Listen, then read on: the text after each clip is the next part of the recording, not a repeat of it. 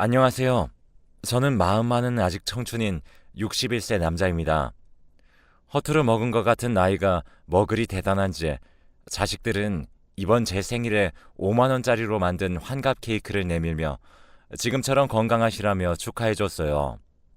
사회초년생인 아이들이 고생해서 번 돈을 제가 이리 쓰는 걸 보니 한편으로는 짠하면서도 두 남매가 어른이 된 것 같아 기특하기도 하더군요. 젊은 시절 지독하게도 방황하던 절 믿고 기다려준 아내의 얼굴을 보니 저 때문에 많이 늙은 것 같아 미안한 마음에 손을 지그시 잡아주었어요. 돌이켜 생각해보면 제 인생의 가장 큰 행운은 아내인 것 같네요. 10대 때 저의 집은 동네에서 소문난 부잣집이었습니다. 학교를 다녀오는 길에는 항상 어머니를 대신해 유모가 마중 나왔고 집을 보살펴주는 어른들이 상주하셨죠. 주방 일을 돌봐주시던 아주머니에게는 저와 동갑인 딸이 하나 있었습니다. 학교가 끝나면 늘 고생하는 아주머니를 도와 찬을 만들곤 했습니다. 저희 어머니는 그런 아주머니의 딸을 몹시 예뻐하셨어요. 그럴 만한 것이 어른에게 순종적이고 생각이 깊어 말 한마디를 건넬 때도 신중히 생각하고 얘기했고 외관 역시 봄에 갓 피어나는 개나리를 닮아 저희 어머니는 되바라진 여동생보다 아주머니의 딸을 귀여워하셨죠. 전 어릴 때부터 함께 자란 친구로만 그녀를 대했고 그녀 역시 제게 관심이 없는 것 같았습니다. 그러던 어느 날 신나게 바람을 느끼며 자전거를 타고 집을 가고 있었는데 저 앞에서 아주머니 딸이 터벅터벅 걸어가고 있더라고요.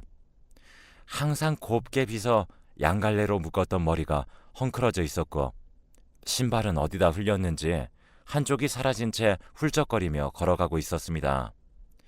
전 급하게 자전거를 세워 그녀에게 향했어요.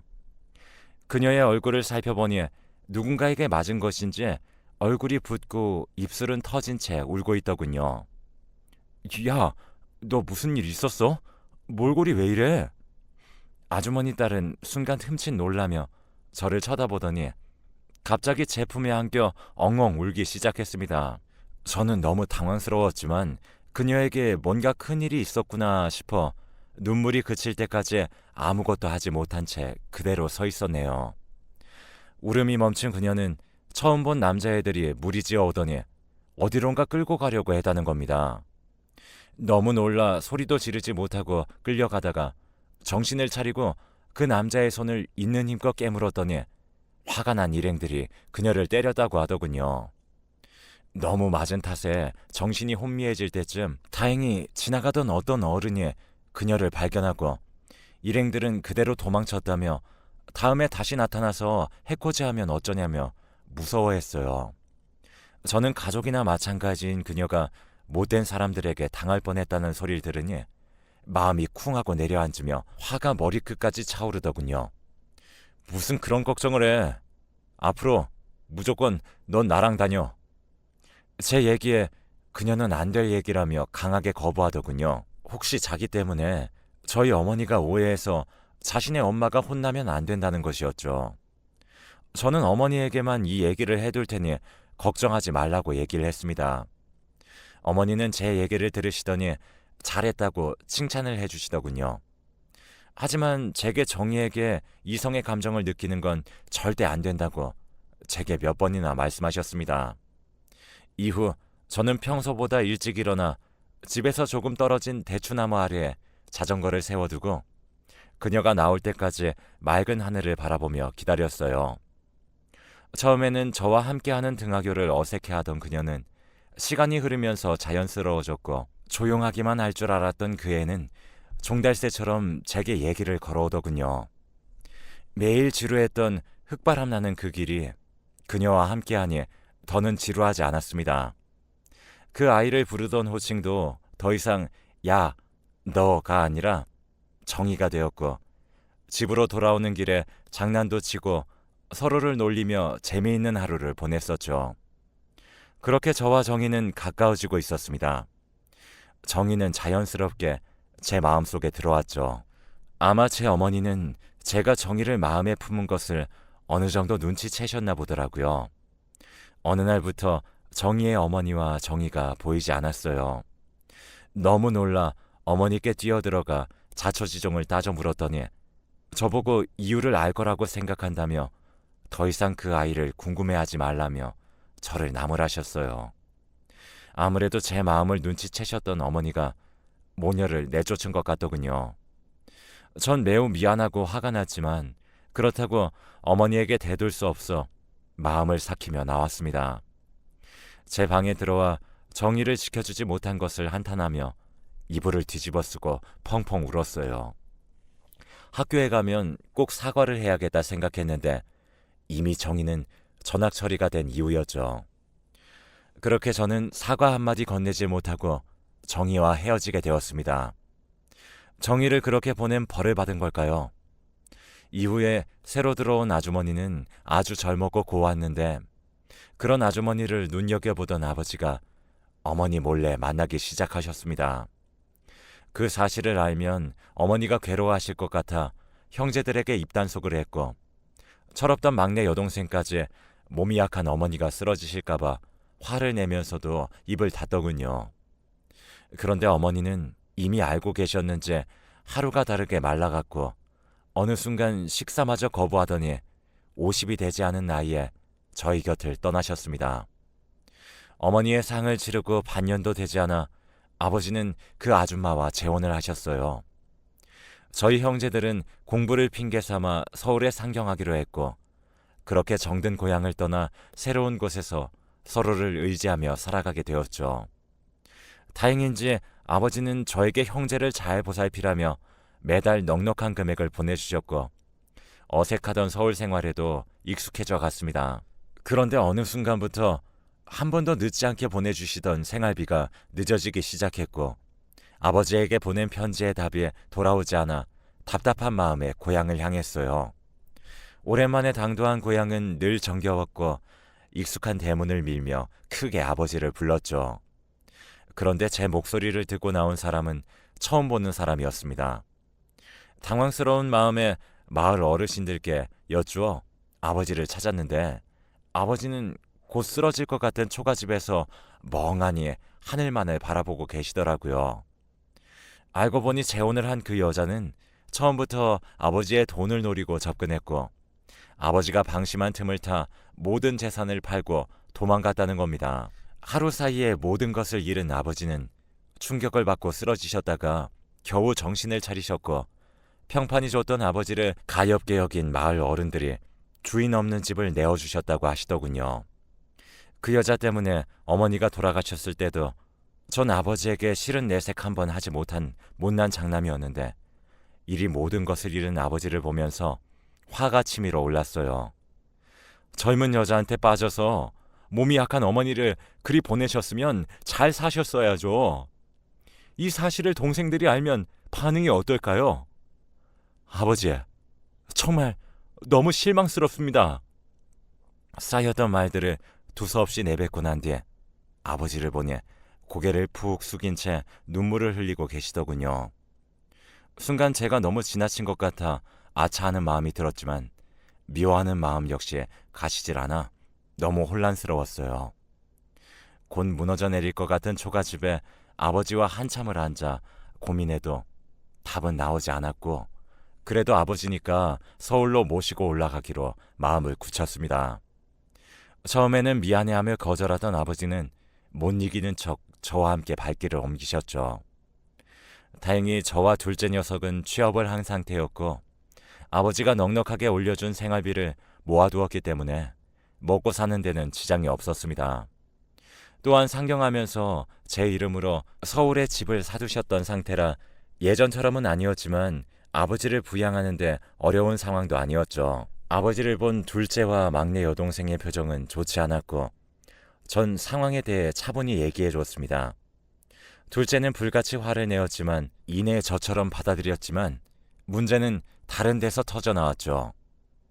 어머니를 허무하게 보낸 게 한이라고 입에 달고 살던 막내는 아버지가 여자 때문에 한순간에 무너진 것을 보고 함께 살 수 없다며 선을 그어버렸습니다.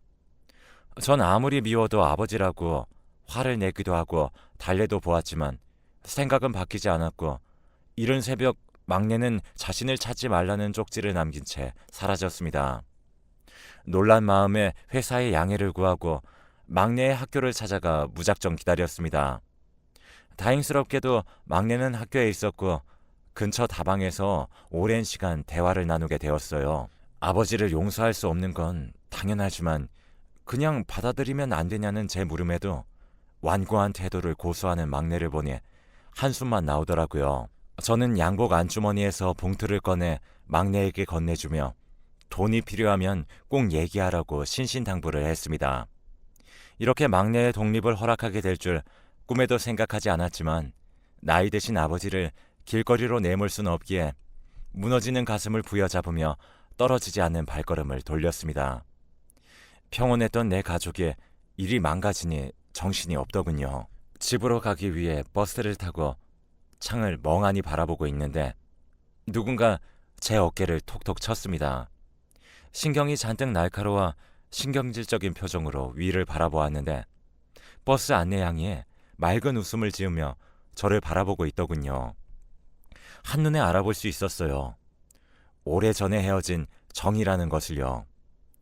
정이는 곧 교대할 것이라며 시간에 여유가 있으면 밥이라도 먹자고 제게 권했고 오랜만에 본 그녀가 반가워서인지 무거웠던 마음의 무게가 조금은 가벼워졌습니다. 정희는 쫓기듯 서울로 올라와 어머니와 터전을 다시 잡았고 학교에 다닐 여유가 없어 공장을 다니다가 좋은 기회에 버스 안내원으로 취업했다며 그동안 무탈했는지 제게 물어보더군요. 저는 망가진 저희 집 사정을 말하는 게 너무 창피해서 잘 지낸다고 둘러댔습니다. 맑은 모습의 정의를 보고 있으니 한편으로는 미안하면서도 보내고 싶지 않더라고요. 정의도 저와 마음이 통했는지 저희는 다음 약속을 잡았고 몇 차례 만나면서 자연스럽게 연인 사이가 되었고 자연스럽게 결혼 얘기를 하는 사이가 되었어요.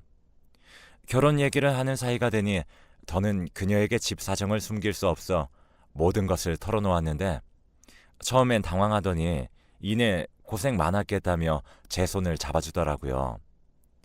그 작은 손이 얼마나 미덥고 좋은지 한참을 그렇게 말없이 서로의 얼굴만을 바라보았네요. 저희의 행복을 시샘하는지 운명은 또 저를 고통의 바닥으로 밀어넣을 궁리를 하더라고요. 늦은 밤이 되도록 둘째가 들어오지 않아 걱정하던 중 병원에서 전화가 걸려왔습니다. 작업 도중 컨테이너 벨트에 둘째가 끼었다는 충격적인 소식에 전 한달음에 병원으로 향했어요. 그 자리에서 숨을 거둔 둘째는 시신조차 온전치 않았고 전 충격이 너무 커 그 자리에서 실신을 하고 말았죠. 눈을 떠보니 아버지와 정희가 절 바라보고 있었고 저 대신 둘째의 일을 수습하고 있었다면서 곧 막내가 도착하니 정신 똑바로 잡고 있어야 한다며 신신당부를 하더군요. 이내 도착한 막내는 아버지를 보더니 엄마도 죽이더니 결국에 아들까지 죽이니 속이 시원하냐며 가슴속에만 품고 있었던 말을 쏟아냈어요. 사실 저도 차마 그런 막내를 말릴 순 없었습니다. 아버지는 막내의 모진 소리를 들으며 그저 멍한 눈으로 병원 벽을 쳐다보고 있을 뿐이었죠. 그렇게 둘째를 떠나보내고 막내는 더 이상 자신을 찾지 말라며 사라져버렸습니다. 처음부터 끝까지 저와 아버지를 보살피던 정희는 마음을 먹었는지 결혼식도 필요 없다며 그냥 살림을 합치자고 먼저 얘기를 권해주더군요. 혼자서 아버지를 모시는 것이 벅차고 기댈 곳이 없던 전 정희의 말이 그저 고마웠습니다. 결혼 허락을 받기 위해 아주머니를 찾아간 그날 전 대문 앞에서 소금 한 바가지를 뒤집어 쓰고 욕을 한 사발 먹었어요. 그러나 그 마음을 전 정말 이해가 잘 되었기에 그저 죄송하다는 말만 되뇌일 뿐이었습니다. 수차례 찾아가 보았지만 완강하게 결혼을 방대하셨고 정희는 시간이 지나면 다 해결될 거라며 엄마의 허락은 나중에 받자고 하더라고요. 저 때문에 엄마와의 인연을 잠시 접겠다는 정희에게 체면이 서지 않았습니다. 하지만 하루라도 정희와 함께 살고 싶은 마음에 못 이기는 척 그녀의 이야기를 받아들였죠. 처음에는 정희를 고맙게 생각하고 예뻐해 주시던 아버지는 1년 정도 지나니 정의를 하녀 부리듯이 타박하셨고 입맛이 맞지 않는 밥상을 가지고 들어오면 엎어버리곤 하셨습니다. 전 아버지에게 정의를 하대하지 말라 강하게 얘기했더니 여자 잘못 만나서 효자가 변했다며 동네가 떠나가듯 소리를 지르시더군요. 착하기만 한 정의는 자신이 좀 더 잘하면 되니 아버지 심기를 건드리지 말라며 저를 타일렀지만 저는 정의가 부엌에서 조용히 눈물을 훔치는 모습을 보았기 때문에 도저히 그냥 넘어갈 수 없었어요. 나이가 들수록 고약해지시는 아버지를 붙잡고 자꾸 이러시면 저 역시 떠나겠다고 으름장을 놓으니 그제야 행동이 점잖아지시더라고요. 회사의 중요한 문서를 깜빡 두고 나온 것을 알고 부랴부랴 집으로 돌아갔더니 도저히 믿을 수 없는 일이 제 눈앞에 펼쳐지고 있었습니다. 연락을 끊었던 막내가 집에 와 있었고 정의는 무릎을 꿇고 하염없이 빌고 있었거든요. 그 모습을 본 저는 화가 나서 무슨 일로 온 거냐며 재차 물었더니 막내가 어이없는 표정으로 저를 바라보더군요. 내 집에 찾아온 게 뭐 큰 죄야? 아니, 우리 집에서 음식이나 만들던 계집애가 오빠랑 결혼한 거 말이야. 나는 신경 안 쓰는데 돈 좀 달라니까 안 된다잖아. 오빠, 나 돈 좀 줘. 막내는 연락을 끊고 지내는 동안 많이 바뀌어 있더라고요. 전 화를 내며 동생을 내쫓았고 퇴근 후에 얘기를 좀 하자며 아무한테도 문을 열어주지 말라고 신신당부를 했죠. 집에 돌아와 정의와 얘기를 해보니 막내는 인연을 끊은 뒤 유흥업소를 다녔다고 하더라고요. 유흥업소를 다니면서 한 남자를 만났는데 그 사람이 변변찮은 사람이었나 보더라고요. 그런 식으로 여러 남자를 전전하며 살다가 결국 돈이 다 떨어져서 집을 찾아와서 돈을 요구했던 것이라고 합니다. 정희는 아버지를 모시고 사는 형편이라 여유가 없다며 좋게 얘기를 했지만 막내는 계집종이 말을 듣지 않는다며 제가 출근한 사이에 매일 찾아와 괴롭혔다고 합니다. 망가진 막내의 삶은 충격적이었지만 제 삶이 망가지는 것이 더 무서워 아무도 모르는 저녁에 아버지를 모시고 회사 근처로 이사했습니다. 이후 막내와는 완전히 연락이 끊겼고 인생의 허망함을 느끼던 도중에 큰딸이 태어났습니다. 선물같이 찾아온 큰딸은 집안 공기를 바꾸어 주었고 큰딸을 안고 처가댁을 방문하니 장모님은 한숨을 쉬며 저희에게 곁을 내주었습니다. 또한 저 모르게 꾸준히 아내를 괴롭히던 아버지도 딸이 태어나니 그동안 미안했다며 큰 붕어를 잡아 고아주셨고 이렇게 다시 행복해지나 했습니다. 평온한 일요일 점심에 갑자기 경찰서에서 전화가 걸려왔습니다. 막내가 죽은 지 일주일이나 지났는데 가족과 연락이 되지 않아 이제야 연락을 줬다는 겁니다. 막내는 결국 옳지 못한 생활을 이어나가다 지나가는 남자와 시비가 붙어 맞아 죽었다고 합니다. 막내를 죽인 범인은 부잣집 아들이었고 교묘하게 법을 피해 무혐의로 풀려났습니다. 막내까지 죽고 나니 모든 것이 부질없고 그 아이의 죽음이 제 탓인 것 같아 괴로웠어요. 맨정신으로는 버티기 힘들어서 퇴근하면 매일 술을 퍼마셨고 지나가는 사람과 시비가 자주 붙어 경찰서에서 자주 밤을 지새웠습니다. 불량스러운 생활이 지속되니 10년 넘게 다닌 회사에서도 잘리게 되었고 전 정신을 차리지 못한 채로 더욱 술에 빠져들었습니다.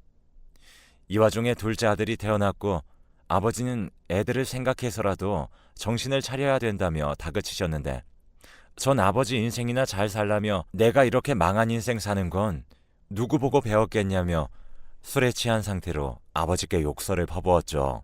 이후 전 질 나쁜 친구들과 어울렸고 집도 나가버렸습니다. 그렇게 1년이 지나갈 즈음 길거리에서 장모님을 만나게 되었어요. 한없이 믿기만 할 사위에게 욕설을 퍼부어도 할 말이 없을 텐데 장모님은 오히려 저를 꼭 안아주시면서 네 잘못이 아니라며 등을 쓰다듬어 주시더라고요. 그리고 제 손을 이끌고 처가댁으로 데려가시더니 따뜻한 미역국을 끓여주셨습니다. 우리 사위 어릴 때 내가 끓여준 소고기 미역국을 2그릇이나 싹싹 비우던 게 기억나서 내가 살아보니 참 세상에 내 마음처럼 되지 않을 때가 참 많더라고. 그리고 자네처럼 그리 큰 일이 많이 발생하면 제정신으로 살기 힘들지. 따뜻한 장모님 말에 눈물이 왈칵 쏟아져 나왔고 이내 말씀을 이어나가셨습니다. 이 정도 흔들렸으면 그만 정희 곁으로 돌아오렴. 방황하는 마음을 모르는 건 아니지만 그렇다고 해서 그 방황으로 남은 가족들을 괴롭히는 건 정당화할 수 없어. 사돈 어른과 아이들도 자네를 몹시 그리워하고 있고 이제는 앞을 내보고 걸어주면 내가 정말 고마울 것 같아. 산 사람은 또 살아나가야지. 저는 장모님 말씀에 눈물을 뚝뚝 흘리며 연신 죄송하다는 말만 되풀이했습니다. 그렇게 낯뜨거울 수도 부끄러울 수도 죄송할 수도 없었습니다. 장모님이 만들어주신 따뜻한 밥을 먹고 한동안 외면했었던 집으로 돌아가게 되었습니다. 그동안 아내는 시장에서 장사를 하며 늙은 아버지와 어린 자식들을 부양해 왔더라고요. 고왔던 얼굴은 매우 거칠어져 있었고 길고 예쁘던 손가락은 건조하게 갈라진 것을 보니 너무 미안해서 차마 고개를 들 수 없었습니다. 아내는 한동안 말없이 절 노려보더니 한숨을 내쉬곤 어서 들어오라며 제게 말을 하더군요. 이후 전 정신을 차리고 다시 열심히 살기 위해 노력했습니다. 작은 직장에 들어가서 열심히 일을 했는데 운이 좋게도 그 회사가 무섭게 성장하기 시작했고 시간이 흐른 지금은 회사의 임원 중 한 사람이 되었어요. 지금은 안정적으로 살고 있고 화목한 가정을 유지하고 있습니다. 정의의 공이 가장 크죠. 이번 환갑 선물로 아이들이 저희 결혼 사진이 없는 것을 알고 리마인드 웨딩을 찍어서 정의에게 드레스를 입혀주더군요. 아빠인 저보다 훨씬 나은 제 자식들입니다. 정의의 한박 웃음을 보니 어찌나 미안하던지 시간이 지나 삶을 되돌아보니 한창 예쁘고 젊은 나이에 고생만 시킨 아내에 대한 미안한 감정이 더욱 앞서네요. 앞으로는 꽃길만을 걸을 수 있도록 제가 정의만의 돌다리가 되어줘야겠습니다. 제 이야기는 여기까지입니다. 들어주셔서 감사합니다.